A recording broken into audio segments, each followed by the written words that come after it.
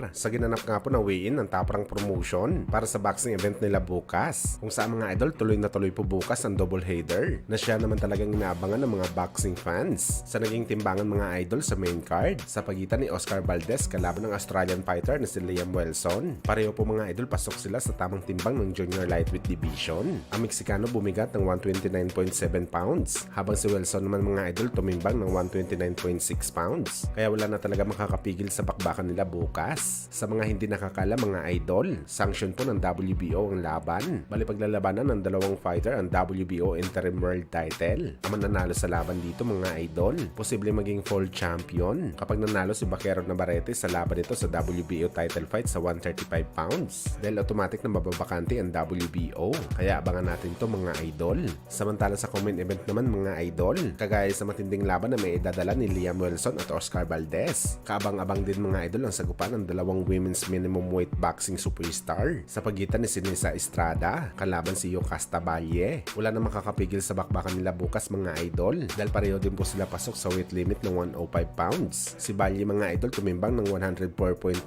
pounds habang si Estrada naman mga idol bumigat ng 104.2 pounds. Sa mga hindi nakakala mga idol, ang dalawang babaeng palaban na to ay parehong unified champion. Ibig sabihin para sa undisputed fight ang kanilang laban. Maganda at sexy ang dalawang babae na to mga idol pero halimaw sila pagdating sa bakbakan. Kaya siguradong mabubusog tayo sa sagupaan nila bukas. Sa mga hindi nakakala mga idol, isa sa mga bata at paboritong fighter ni Manny Pacquiao, itong si Sinesta Estrada. Ilang beses na ito ni Pacman nakasama at naturuan sa training.